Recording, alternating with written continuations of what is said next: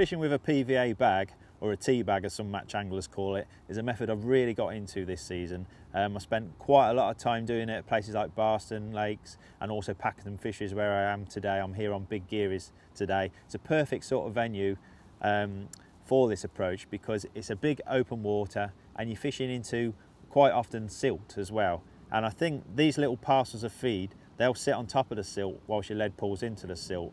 And I think that's why it's got a big advantage over a method feeder. A heavy method feeder can sink into this silt, and with the PVA bag you can almost be guaranteed your hook bait and the feed is going to be on top of that silt. So I picked up quite a few little tips and tricks, some of my own, some I picked up off other anglers, hopefully to give you a few little edges on what is a very simple but very, very effective method.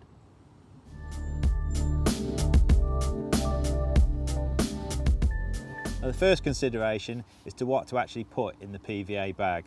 Now most people I see, they tend to stick to 6 mils or 8 mils or just 4 mil size pellets. Now to me it makes a lot more sense to give them a mixture of sizes. So I like to feed 4, 6s and even some micro pellets there as well. As long as there's not too much small fish trouble, a few little micros there keeps the fish foraging. It also stops them getting preoccupied with one size as well. So it really helps them sort of root around and hopefully find your hook bait. There's one other thing I put in as well. If I just open up one of these bags I've carefully tied up, is I sometimes put in a little bit of salmon fry crumb as well, just to dust in. You can see there's a few little black flecks there. That's salmon fry crumb, and I just think that really helps to pull in a few more fish. They really seem to like this stuff, and it's just a little edge that doesn't do any harm. I'll have some bags with salmon fry crumb in, some without, and it can vary on the day as to which one's best. But nice little trick there, different sort of particle sizes and a little bit of extra crumb in there.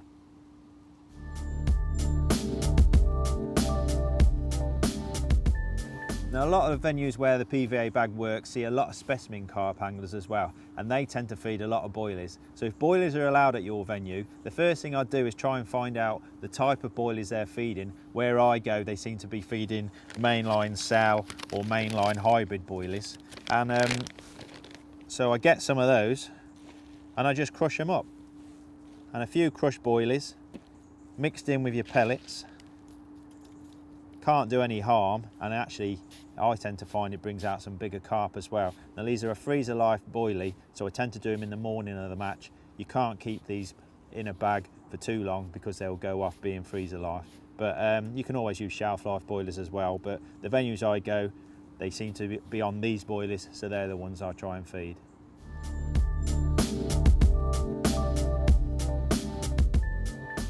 Now I use 20mm diameter ESP PVA mesh for my PVA bagging. Comes in a nice little airtight tube, little plunger stick in there as well, keeps everything nice and compact. Perfect little parcel size feed for match style carping really.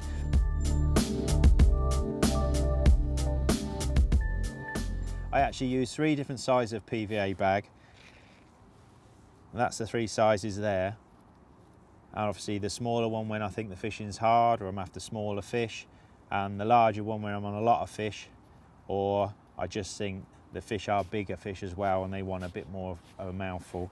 And just to help regulate the feed, I've cut down some little containers, the little aerosol lids and little skid bungs, little nose cones, just to help regulate the size. So I know, for instance, that's the medium sized bag, and that amount of feed will create that consistent size bag each and every time.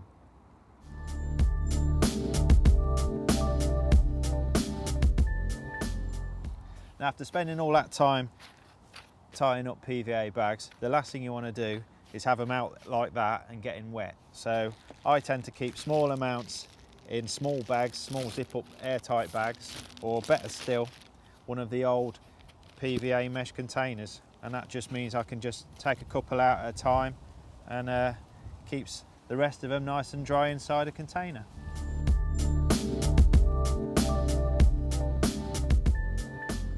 And because you're putting hard baits in the PVA bag, I tend to match that with a hard hook bait as well, either an 8mm pellet or an 8 or 10mm dumbbell boilie.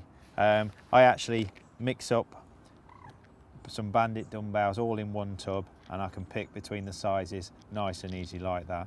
They're my 2 hook baits, and I will swap between the 2. Every venue is different and every day is different.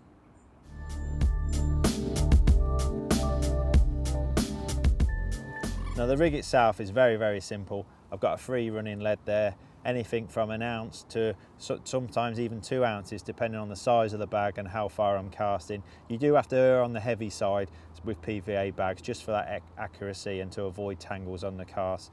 I also create a slightly stiffer bit on the hook length as well, just to help it kick off from the lead on the cast.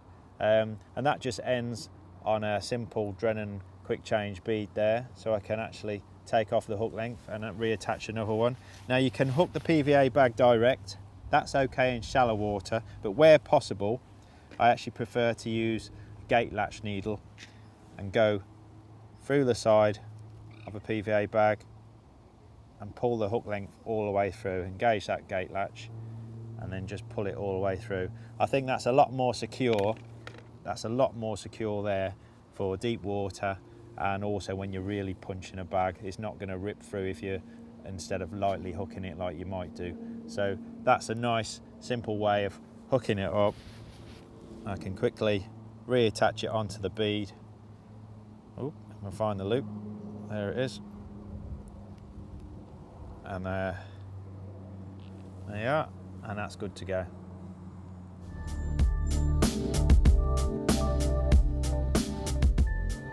Now another reason for doing the hook lengths up in advance like this is it gives you a chance to glug them if you want to. Now I never start off by glugging, but I always start with a plain bag, but later on when bites are a bit harder to come by, that's when I'll start trying to tweak my PVA bag a little bit and seeing if a glug will bring me a few extra fish. And to do that, I just have a little tub on my side tray, and anything that's PVA friendly. I'm using Yum Yum bait booster today. The red one is definitely the one I tend to prefer, and I just give it quite a liberal coating, but I don't cover the bag completely.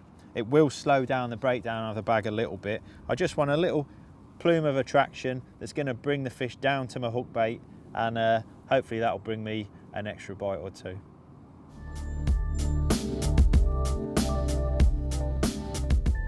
A great little thing with PVA bag fishing is you don't have to be mega accurate. I actually like to search the peg, search an area rather than put it all down the same hole. I just think now we're moving into slightly colder weather, the fish aren't going to come over big piles of bait, so you can really search the peg. And because I'm not clipping up for accuracy, I can actually just cast out and engage the free spool facility on a little BR reel. That gives me a nice little insurance factor. These little free spool reels are absolutely perfect for this style of fishing. You can get some savage bites, but you're never in danger of losing the rod. You can take your eye off the rod for a few seconds and you've still got that little insurance factor. Not enough match style anglers use free spool reels, but if you get a chance, give them a try.